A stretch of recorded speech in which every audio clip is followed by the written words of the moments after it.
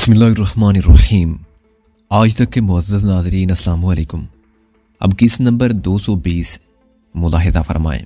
ये सूरत हाल देख कर मेरा दिल टूटने लगा। नाज़ो को बाहिफाज़त निकालने का मंसूबा नाकाम हो गया था और मुझे मालूम नहीं था कि हज़रात ख़वातीन पर क्या बीती है। अगर मैं इस मजमे आम में पहुँच कर बराए रास्त सवाल करता, जब काफ़िला लूटा तो मुसाफिर कहाँ गए, एक तो डॉक्टर नजर आने वाले के लिए बहुत नामुनासिब बात होती, बराए रास्त पुलिस से भी कुछ पूछने में खतरा था। चुनाचे में चंद कदम के फासले पर खड़े हुए तुलबा के एक ग्रुप की तरफ बढ़ा। ग्रुप में 2 तालिब इल्म, एक खासी दिलकश नकूश वाली नर्स और एक वाजबी सूरत वाली तालबा शामिल थे। ये क्या हुआ है यहाँ? मैंने आवाज़ को बारो बना के अंग्रेजी में कहा और अपने पीछे इशारा किया। फिल्मी ड्रामा, एक तालिब इल्म ने हंस कर कहा। डज डज मार दाड़, बहुत दिलचस्प सीन था। एक मरीजा को कुछ लोग अगवा करके ले जा रहे थे। दूसरे ने संजीदगी से कहा। वो हॉस्पिटल के कपड़ों में थी। फिर एक पुलिस के आदमी ने उनका रास्ता रोक लिया। वो स्कूटर पर आया था। उन सब के हाथों में कोल्ड ड्रिंक की बोतलें थी और उसने स्कूटर को बिल्कुल टैक्सी के सामने लिटा दिया था। टैक्सी उसके ऊपर से गुजर जाती। पहले वाले तालिब इल्म ने कहा, लेकिन वो बहुत फुर्तीला था। स्कूटर को बिल्कुल टैक्सी के सामने गिरा के वो खुद जंप लगा गया। दूसरे ने कहा, टैक्सी ड्राइवर ने उसके बावजूद टैक्सी निकाल कर ले जाने की कोशिश की। स्कूटर वाले ने 2 फायर किए और टायर फाड़ दिए। वो भी पुलिस वाला तो नहीं लगता था। नर्स ने नील पॉलिश पर गौर करते हुए कहा, सब पुलिस वाले वर्दी में नहीं होते। खूबसूरत नर्स के मुकाबले में कम तवज्जो पाने वाली बदसूरत तालबा ने हकार से कहा, चलो खैर, पकड़े गए सब के नहीं। मैंने कहा, हॉस्पिटलों में भी इस किस्म की वारदातें होने लगी हैं। अभी तो आपने टाइटल देखा है सर, पहले वाले तालिब इल्म ने हंस कर कहा। असल फिल्म तो बाद में शुरू हुई। टैक्सी के दरख्त से टकराते ही आप कोक पिएंगे? No please. मैंने कहा, क्या वो सब भाग है? हाँ, मगर उस वक्त तो हमने यहाँ खड़े रहकर देखा कि टैक्सी के रुकते ही दरवाजा खुद ब खुद खुल गया और अंदर से एक औरत बाहर आ गई जिसने हॉस्पिटल के मरीजों के कपड़े पहन रखे थे। दूसरे तालिब इल्म ने कहा, हम भी यही समझे कि वो बेहोश है। बाहर गिर के भी वो पड़ी रही और वो पुलिस अफसर बिल्कुल सर पर पहुंच गया जिसने फायर करके टैक्सी रोक दी थी। उसने चिल्लाकर कहा कि खबरदार, जो किसी ने बाहर आने की कोशिश की। अभी वो इतना ही बोला था कि बेहोश पड़ी हुई औरत नहीं, वो बड़ी खूबसूरत लड़की थी। पहले गैर संजीदा और चुलबुले तालिब इल्म ने कहा, बिल्कुल फिल्म स्टार रानी। उस लड़की ने एकदम उछलकर टैक्सी पर फायर करने वाले को नॉकआउट कर दिया। दूसरे तालिब इल्म ने मुस्कुराकर बात जारी रखी। उसने एक हाथ मार के रिवॉल्वर गिरा दिया और दूसरा हाथ मार के रिवॉल्वर वाले को बिल्कुल बिजली थी, बिजली। पहला तालिब इल्म बोला, वह बाल बाल बच गया वरना वहां लेटा होता। उसने हाथ से इशारा किया। मैं कुछ हीरो बनने की सोच रहा था, मगर हुआ ये कि 2 अच्छे खासे पहलवान टाइप मर्द आगे बढ़े और पलक झपकने में गदर बूद हो गए, फ्लैट हो गए। क्या मतलब? मैंने अनजान बनकर कहा। मारे गए, मलबा हो गया उनका। अंदर बाहर से पहला तालिब इल्म खंसा। वो लड़की जोडू कराटे जानती थी। ऐसे हाथ पैर चलाए उसने कि जो आगे बढ़ा उसका चूरा हो गया। वो अपनी मर्जी से अगवा होके जा रही थी, बल्कि मुझे तो शक है कि वही अगवा कुंदा थी। ये तुम्हें कैसे मालूम हुआ? मैंने मुस्कुरा कर कहा, इसलिए कि सब कुछ तो उसी ने किया। पहला लड़का बोला, मकर किए पड़ी रही और तुमसे ज्यादा तंदुरुस्त मर्द जिसके हाथ में रिवॉल्वर था उसके धोखे में आ गया। चंद सेकंड में उसने मेजें उलट दी। ये अंग्रेजी मुहावरा है। फिर उसने दखल दर बाकुलात करने वालों को फना किया और रिवॉल्वर उठा लिया। उसने चिल्लाकर अपने साथियों से कहा कि यार निकल जाओ। वो भी कम नहीं थे। वो टैक्सी से निकले और उन्होंने डॉक्टर कैक्टस को रोक कर उसकी मोटरसाइकिल छीन ली। कौन डॉक्टर कैक्टस? मेरे मुंह से बिला इरादा निकल गया। आप डॉक्टर कैक्टस को नहीं जानते? नर्स ने बेहद इटलाकर हैरत का इजहार किया। वही एनाटमी वाले जिनके बाग में कुछ भी नहीं है सिवाय हर किस्म के कैक्टस के। अच्छा, मैंने कहा, फिर वो लड़की किधर गई? अभी उसकी तलाश जारी है। पहला तालिब इल्म खंसा। अगर वो पकड़ी गई तो मेडिकल बोर्ड चेकअप करेगी कि वो लड़की थी या भूत या छल्लावा। उधर उसके दोनों साथी मोटरसाइकिल लेकर भाग गए, इधर वो फरार हो गई। किसी ने उसका पीछा नहीं किया, खाली हाथ भी। वो कम खतरनाक ना थी। रिवॉल्वर उठा लेने के बाद तो वही उसके सामने जा सकता था जिसके हाथ में तोप हो। उनकी गुफ्तगू में अभी तक शैला का कोई खवाला नहीं आया। नाज़ो ने एक मरतबा फिर अपने भाई का रास्ता रोकने के लिए उस पर हाथ उठाया था। शेख बाद में उस दिन को रोएगा जब उसके घर वालों ने नाज़ो को जोडू कराटे की तरबियत हासिल करने की इजाजत दी थी। नाज़ो ने दलील दी होगी कि अपने दिफा के लिए अपने हाथ पैर इस्तेमाल करने का फन सबको आना चाहिए, खुसूसन लड़कियों को जिनको कमजोर समझकर इस माशरे में गलत किस्म के लोग रास्ता भी चलने नहीं देते। अब ये दिफा का फन अपने घर वालों के लिए मुसीबत बन गया था और बड़े भाई जो थानेदार थे मुसल्ला होने के बावजूद फिट गए थे। मोहसिन और टैडी भी मोटरसाइकिल पर निकल भागे थे। उनके साथ शैला होती तो इस ग्रुप के 4 अफराद मुझे ये भी बताते कि मोटरसाइकिल पर दोनों मर्दों के साथ एक नर्स भी फिट हो गई थी। वो इस वारदात के यानी शायद थे और इस वक्त भी यहीं खड़े थे। सर्दी के मौसम में ठंडा कोका कोला पी रहे थे। जब ये वारदात हुई, एक नर्स दूसरी नर्स को यूं फरार होता देखती तो चुप ना रहती, मगर उनमें से किसी ने शैला का जिक्र तक नहीं किया था। उनसे ये पूछने में कोई अक्लमंदी नहीं थी कि क्या उनके साथ एक खूबसूरत सी नर्स नहीं थी और वो मारधाड़ करने वाली हसीना फरार होके किस समत गई। मैंने बावकार तरीके पर थैंक्स कहा और कैंटीन में दाखिल हो गया। जब मैंने पलट कर देखा तो वो मुझे बड़ी अजीब सी नजरों से देख रहे थे। इसकी मुतअद्दिद वजूह थी। उन्हें मेरा चेहरा अजनबी लगा होगा, मेरी दिलचस्पी उन्हें अजीब लगी होगी और उनको मेरा इस कैंटीन में जाना अजीब लगा होगा, जो निचले दर्जे के यानी पैरा मेडिकल स्टाफ के लिए थी। डॉक्टर्स की कैंटीन दूसरी थी और अमूमन डॉक्टर अपने कम्प्लेक्स के बायस भी इस तरफ आना कसरे शान समझते थे। मैंने सिगरेट का एक पैकेट खरीदा और फौरन बाहर निकल आया, लेकिन वापसी की बजाय मैं दूसरी तरफ रवाना हो गया, सिर्फ ये साबित करने के लिए कि जाए वारदात और कैंटीन मेरे रास्ते पर आ गए थे, इसलिए मैं रुक गया था। कैंटीन के पीछे एक बैरक थी। बैरक का चक्कर काट कर मैं फिर हॉस्पिटल की मरकजी इमारत की जानिब हो लिया। मेरा ज़हन सख्त उलझन में मुब्तला था। मैं ये फैसला करने से कासिर था कि इन हालात में मुझे लौट जाना चाहिए या नाजो को और शैला को तलाश करना चाहिए। आखिर मोहसिन और टैडी के साथ शैला क्यों नहीं थी, और अगर थी तो उसको क्यों छोड़ गए थे। मुझे ये बात नामुमकिन नजर आती थी कि मोहसिन जैसा आशिक़े दार शोहर अपनी दुल्हन छोड़कर भाग जाए। या तो शैला पहले ही अलग हो गई थी या हादसे के बाद वो किसी और तरफ निकल जाने में कामयाब रही थी और मोहसिन ने देख लिया था कि शैला खतरे की हदूद से दूर जा चुकी है। मरकजी इमारत में वही गहमा गहमी और आने जाने वालों का रश था। कहीं कोई हलचल नजर नहीं आती थी। इकराम शेख को शायद एमरजेंसी में पहुंचाया गया होगा या इब्तदाई तिब्बी इमदाद के बाद वो होश में आ गया होगा और अब वो भी हॉस्पिटल में उसी तरह फिर रहा होगा जैसे जंगल में जख्म खुर्दा शेर घूमता है। उसे पुलिस बुला रही थी या वारदात के बाद पुलिस खुद आ पहुंची थी। अगर उसे मालूम हुआ होगा कि टैक्सी में से निकलने वाले दो मर्द तो एक मोटरसाइकिल छीन कर भाग गए थे, मगर वो लड़की जिसने अच्छे खासे मर्दों को तहस नहस कर दिया था अंदर की तरफ गई थी, तो मुमकिन है वो नाजो को तलाश करे। मरीजों को कपड़े पहनकर वो गेट से बाहर नहीं निकल सकती थी, लेकिन नाजो से कुछ बैद ना था कि वो गेट कीपर को भी लिटा दे। एक दान पान सी लड़की के सामने आकर सब गलत फहमी में मारे जाते हैं। आंखें उसके चकाचौंध पैदा करने वाले हुस्न का निजारा करती रह जाती हैं और ज़हन सोच भी नहीं सकता कि इतनी नाजुक कमजोर और दुबली पतली सी लड़की जो नक्शे चुगताई नजर आती आफत की परकाला है, बरके शरर बार है और आतिशें सोजा है। मैं मोहतात तरीके पर इधर उधर देखता हुआ आगे बढ़ रहा था कि मैंने हल्की सी सुनी। मेरे कदम रुक गए और मैंने पलटकर उस गोशे में देखा जो एक दीवार के सतून और जीने के निचले हिस्से में था। वहां शैला दुबकी खड़ी थी। तुम यहाँ क्या कर रही हो बेवकूफ? मैंने उसकी तरफ पूछ कर ली। मैं नादो को तलाश कर रही थी। वो बोली, ये कौन सा तरीका है तलाश करने का कि कोने में घुसी हुई हो? मैंने खफकी से कहा, तुमको निकल जाना चाहिए था। वो जैसे आप गुजरे और मैंने देख लिया, ऐसी मेरा ख्याल था कि कहीं नादो भी मिल जाएगी। वो बोली, मैं इससे पहले 3 बार जगह बदल चुकी थी। आपके जाने के बाद मुझे सब कुछ मालूम हो चुका है। मैंने कहा कि मोहसिन और डैडी भाग गए, तुमको किसी ने नहीं देखा था? जब इकराम शेख हमारे पीछे आया तो हम घबरा गए थे। नाजो ने कहा कि मेरी फिक्र मत करना, जिसे मौका मिले वो निकल जाए। शैला ने कहा, हादसा हुआ तो वो बाहर गिर गई, दूसरी तरफ का दरवाजा खुद ही खुल गया था। मैं चुपचाप निकलकर वहीं खड़ी हो गई थी। मैंने नाजो को भाई से लड़ते देखा था। मोहसिन को मेरी फिक्र थी, लेकिन मैंने उसे इशारा कर दिया कि निकल जाए। वहां कुछ मेडिकल के लड़के एक नर्स के साथ खड़े थे। एक और लड़की भी थी। वो यही समझे कि मैं पहले से इस जगह मौजूद थी और हादसे का शिकार होते होते रह गई। उन्होंने मुझे पीछे घसीट लिया था। उन्होंने ही सब बताया था मुझे। लोग भी यही समझे कि मैं इधर से गुजर रही थी। इधर नर्सों की एक कैंटीन है। शैला बोली। मैं अंदर जाके बैठ गई थी। अचानक मेरी निगाह ने इकराम शेख को देख लिया। वो लोगों की भीड़ से बचता बचाता मेरी तरफ आ रहा था और उसकी नजर खारे चेहरे का जायजा ले रही थी। शैला, अब यहां मत रुकना, मैंने कहा। इकराम शेख आ रहा है, सीधी घर जाना यहां से। इतनी देर में इकराम शेख बहुत करीब आ चुका था। उसे मुझे देखा और मैंने जान लिया कि उसकी निगाह मेरी सूरत के असल नकूश में शनासाई के आसार तलाश कर चुकी है। जाहिरी तब्दीली ने उसे वक्ती तौर पर धोखा दिया था। गौर से देखते ही वो मुझे पहचान गया था। मैं एकदम पलटा और भागा। मेरे लिए सबसे बड़े इत्मीनान की बात यह थी कि शेख के पास रिवाल्वर नहीं था।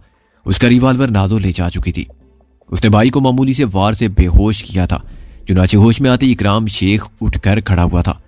मुझे फरार होता देखकर शेख मेरे पीछे लपका। मैंने बरामदे में दौड़ते हुए एक नर्सिंग बॉय को गिरा दिया। 2 नर्सें चीख मार कर हट गईं, वरना मैं इस गाड़ी की तरह उन पर से गुजर जाता जिसके ब्रेक फेल हो गए हो। बरामदे में भगदड़ मच गई।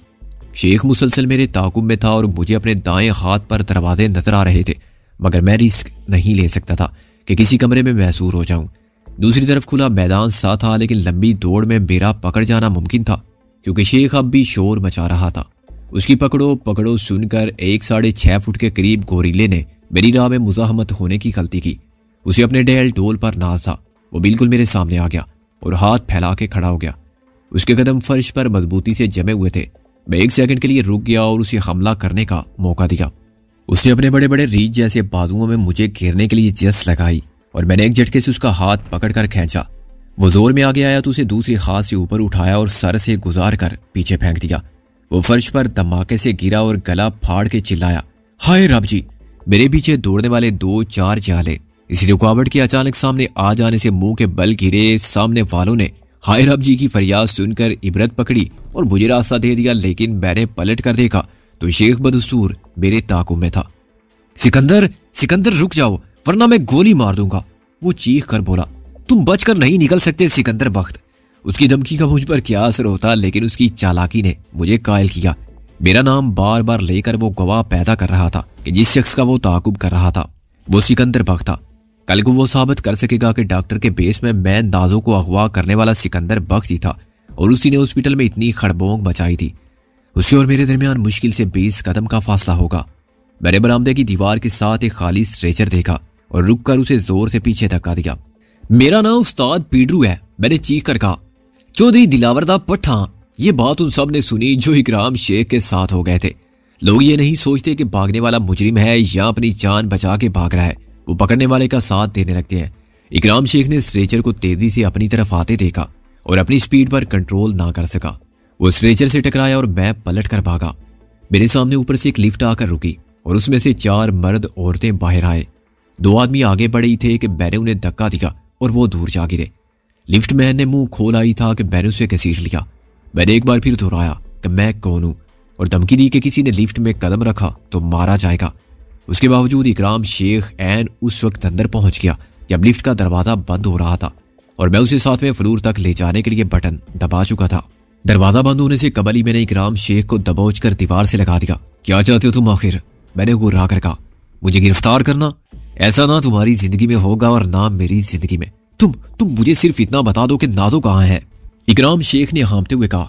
उसे मैं नहीं ले गया था। मैंने कहा। वो मोहसिन और डैडी के साथ गई थी, लेकिन इस गिरोह के हेड तो तुम हो। ये सारा प्लान तुम्हारा था, तुम अच्छी तरह जानते हो। मैं कमरे में रह गया था। मैंने कहा मुझे नहीं मालूम कि बाहर क्या हुआ। लोगों ने नादो को अलग फरार होते देखा था। लिफ्ट ऊपर पहुंच चुकी थी। मैंने फिर ग्राउंड का बटन दबा दिया। लिफ्ट रुकी और फिर नीचे चलने लगी। मैं तुमसे कुछ नहीं कहूंगा, अब मेरा पुलिस से कोई ताल्लुक नहीं रहा, वो बोला। बस तुम नादो को उसके हाल पर छोड़ दो। मैंने हमेशा नादो को यही समझाया है कि वो घर में रहे। मैंने कहा उससे कभी नहीं कहा कि हमारा साथ दे। अगर वो खुद ही घर में नहीं रहना चाहती तो इसमें मेरा कोई कसूर नहीं, सब कसूर तुम्हारा है। इकराम शेख ने चीख कर कहा। जब तक उसने तुम्हें नहीं देखा था वो एक शरीफ लड़की थी, वो अब भी एक शरीफ और मासूम लड़की है। मैंने इकराम शेख का गला दबोच लिया। अगर वो हमारे साथ रहेगी तो ये मत समझो कि वो बदमाशों के साथ रहेगी। हम उसकी इज्जत करते हैं, हर औरत की इज्जत करते हैं जो किसी की माँ होती है या बहन और बेटी होती है। हम उसकी इज्जत की हिफाजत करने के अहल है, इस बारे में हमें कोई शुबा नहीं। मैंने लिफ्ट को फिर ऊपर ले जाने के लिए बटन दबा दिया। सिकंदर मैं तुम्हारा दोस्त था, अब भी दोस्ती का वो पुराना रिश्ता इस्तवार हो सकता है, इकराम शेख ने कहा। रिश्ता जो टूट जाए उसमें गिरा आ जाती है। मैंने कहा तुम्हारी और मेरी दोस्ती मुख्तलिफ हालात में हुई थी, हालात फिर बदल गए हैं। इकराम शेख ने कहा मैं फिर तुम्हारे साथ हूं। मैंने लिफ्ट को ऊपर ही रोक दिया। मैंने नफी में सर हिलाया। हमारी फितरत एक है मगर हमारे जज्बात की नोयत अलग है। तुम्हारे वालिद भी एक शरीफ, अमन पसंद और कानून परस्त शहरी हैं। तुम उन्हीं के बेटे हो। तुम्हारे साथ वो सब नहीं हुआ जो मेरे साथ हुआ। होता तो तुम खुद को कानून के हवाले कर देते और उसके फैसले को गलत होने के बावजूद कबूल कर लेते। जो कुछ मैं कर चुका हूं वो तुम कभी ना करते। मैं एक बागी हूं, मुजरिम हूं और तुम्हारे कानून की नजर में चोर, डाकू और कातिल हूं। सिर्फ मैं जानता हूं कि मैं क्या हूं या मेरा खुदा जानता है। मेरा ज़मीर साफ है मगर इस ज़मीर को अदालत में पेश नहीं किया जा सकता और कानून की निगाह ज़मीर को नहीं देख सकती। मेरे सामने एक मिशन है जो मेरे नज़दीक जायज़ है और बहुत नेक है। इतना हम और पाक है कि मैं उसको जिहाद से कम नहीं समझता, लेकिन मजबूरी ये है कि मैं तुमको इसमें शरीक नहीं कर सकता, ये जानते हुए भी कि तुम भी इसको जिहाद समझोगे। मगर तुम्हारे और मेरे तरीके कार में बड़ा फ़र्क है। तुम कानूनी रास्ता इख्तियार करोगे और मुझे डर है कि इस रास्ते को इख्तियार करने से शिकस्त मेरी होगी, क्योंकि दुश्मन बहुत ताकतवर हैं और बहुत बासर हैं। कानून के लंबे हाथ उनको छू भी नहीं सकते। वो छुप जाएंगे या फरार हो जाएंगे, मुझे मेरे रास्ते से हटा देंगे और मेरे मिशन को नाकाम बना देंगे, क्योंकि उनके साथ ही हमारे अपने भी हैं, हमारी सफ़ों में गद्दार हैं, 5th कॉलम कहलाने वाले हैं। इसलिए मैं मजबूर हूँ इकराम शेख, शायद फिर कभी हम मिलेंगे तो दोस्त होंगे। वो मेरी बात बड़े ध्यान से सुन रहा था। जब मैंने यकलख्स उसकी कनपट्टी पर मुक्का मारा और वो वहीं खड़े खड़े दीवार के साथ लिफ्ट के फर्श पर ढेर हो गया। मैंने दरवाज़ा खोला और जीने की तरफ चलने लगा। जीने के रास्ते कुछ लोग शोर मचाते ऊपर आ रहे थे। मैंने उन सबको ऊपर आने का मौका दिया। 4 जवान आदमी यके बाद दीगरे बेखबरी में मेरे हाथ लगे और बिला मुकाबला लेट गए। मैंने गाउन उतार के स्टेथोस्कोप के साथ फेंका और तेजी से नीचे उतरने लगा। वो नीचे भाग गया, मैंने चिल्लाकर कहा, और ऊपर आने वाले कुछ लोग फौरन पलट गए। उन्होंने फर्ज कर लिया कि ये आवाज़ आगे जाने वाले 4 अफराद में से किसी की थी। 2nd फ्लोर पर आकर मैंने लिफ्ट को बहुत पीछे छोड़ दिया। इस फ्लोर पर वार्ड थे जहाँ से मुलाकाती निकाले जा रहे थे। मुलाकात का वक्त तो बहुत पहले ख़त्म हो चुका था, मगर 1.5 किस्म के लोग अंधेरा होने तक बराजमान थे। मुझे उन सब के दरमियान मिलकर निकलने में कोई मुश्किल पेश नहीं आई। वह तवील बरामदे के दूसरे किनारे वाले जीने से उतर रहे थे। मैं उसी हुजूम में शामिल रहा और महफूज रहा। मुझे इस अंधेरे ने भी पनाह फराहम की जो म्यू हॉस्पिटल के जीने में बल्ब न होने के बायस फैला हुआ था। फ्यूज हो जाने वाले बल्ब को बदलने की जरूरत पर किसी ने तवज्जो नहीं दी थी, और बद इंतजामी का ये बहुत छोटा सा नमूना था, इतना छोटा कि इसकी अहमियत ही ना थी। पब्लिक इस रेले ने मुझे बाहर पहुंचा दिया, वरना गेट पर पुलिस मौजूद थी। ये बेइसी और अदम दिलचस्पी कौमी मिजाज का एक हिस्सा बन गई थी, जिसने फर्ज शनासी में दयानतदारी के जज्बात को खा लिया था। पुलिस ने गेट पर नाकाबंदी करके ज़ाब्ते की कार्रवाई जरूर पूरी की थी, मगर उससे ज्यादा कुछ नहीं किया। उन्होंने पहले से फर्ज कर लिया होगा कि इतने बड़े हॉस्पिटल में एक मुजरिम 2 दिन रोपोश रह सकता है, या उसके 10 दरवाजों में से जब चाहे निकल सकता है। मालूम नहीं उसकी दाढ़ी असली थी या नकली। वो सूट पर सफ़ेद गाउन पहनकर आया होगा तो सिर्फ सूट में निकल जाएगा। चालाक मुजरिम तो बुर्का ओढ़कर भी निकल जाते हैं। चूंकि पुलिस बहुत ज्यादा तरद्दुद करना नहीं चाहती थी, इसलिए वो बहुत से बहानों की आड़ ले सकती थी। दूसरी बार नीला गुंबद पहुंचकर मैंने इत्मीनान का सांस लिया। एक रेस्टोरेंट में बैठकर चाय पीने के बाद मैंने सिगरेट जलाई और इस अरसे में शैला के और नाजो के बारे में सोचता रहा। मोहसिन और टैडी की मुझे कतई फिक्र ना थी। वो अब तक खैरियत के साथ घर पहुंच चुके होंगे और हमारी वापसी के शिद्दत से मुंतजिर होंगे। शैला के लिए भी वापसी के रास्ते खुले हुए थे। सिर्फ नाजो के मुताल्लिक कुछ भी यकीन से नहीं कहा जा सकता था। वो रास्ते की हर रुकावट को दूर करना जानती थी और 10 मर्दों का हल्का तोड़कर निकल सकती थी, लेकिन उलझन ये थी कि निकलकर वो कहाँ जाएगी। अचानक मुझे एक और ख्याल आया। नादो जिस्मानी तौर पर बिल्कुल फिट थी। अगर उसे गोली लगी थी तो उसका जख्म सती था या उसे सिर्फ खराशें आई थी। वो खुद भी तो हॉस्पिटल से इसी तरह मार दाड़ करके फरार हो सकती थी। फिर उसने गालिब को पैगाम क्यों भेजा था? वो गालिब से पूछ सकती थी कि आजकल तुम लोगों का ठिकाना कहाँ है। शायद वो देखना चाहती थी कि अब हम उसे लेने आते हैं या नहीं। हमने तो खुद ही उसे वापस अपने घर वालों के सुपुर्द कर दिया था।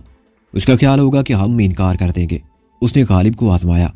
हर औरत जानती है कि वो किसी शाज़ो और बर्द की कमजोरी बन सकती है।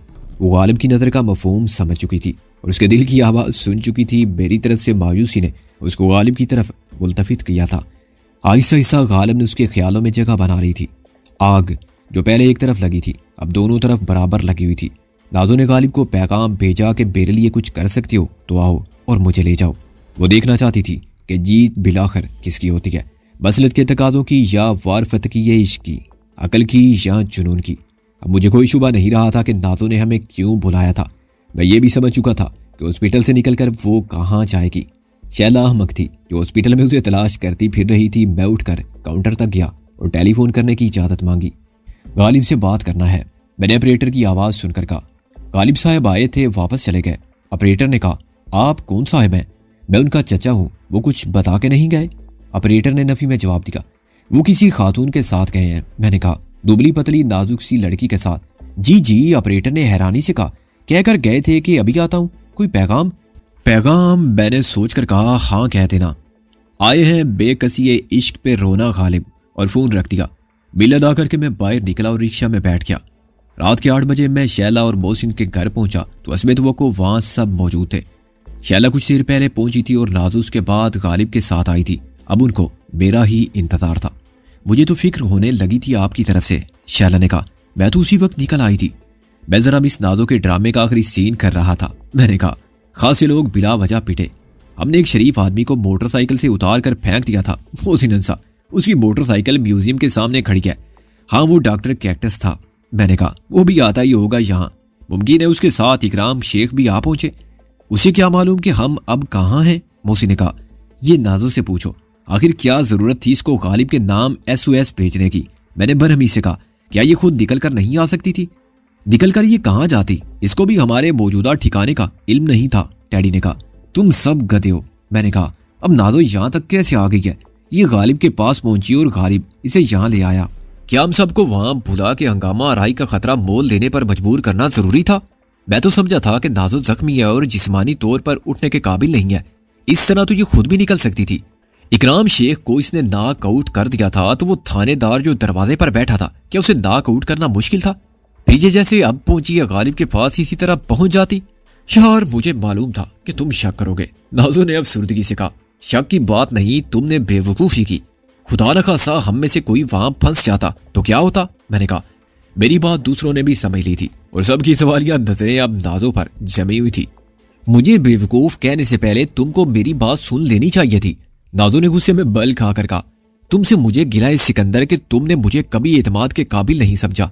हालांकि मैंने एक बार नहीं मुतअद्दिद बार जान की बाजी लगा के अपने जज्बात का नेक नीयती का और खुलूस का यकीन दिलाने की पूरी कोशिश की है। क्या वो भी ड्रामा था जब मैंने तुम्हारी जान लेने वाली गोली का रास्ता रोक लिया था?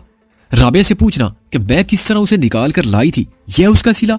आई एम सॉरी, मेरा हरगिज ये मतलब नहीं था। मैंने शर्मिंदगी से कहा मैंने तुमको बेवकूफ जरूर कहा था, ये नहीं कहा था कि हम तुम्हें गैर समझते हैं, तुम्हारे जज्बात की कदर नहीं करते और तुम पर भरोसा नहीं करते। यार सिकंदरी आजम से अब तुम अफलातून आजम भी बन रहे हो। नाजो ने तलखी से कहा बहुत नाज है तुमको अपनी अकल पर, लेकिन इस शक्ल से तुमने जो नतीजा अखज किया है वो 100% गलत है। हकीकत ये है कि मैं ऐसा ना करती तो कभी तुम तक ना पहुंच पाती। मेरा भाई भी मेरी तरह जिद्दी और इंतहा पसंद है।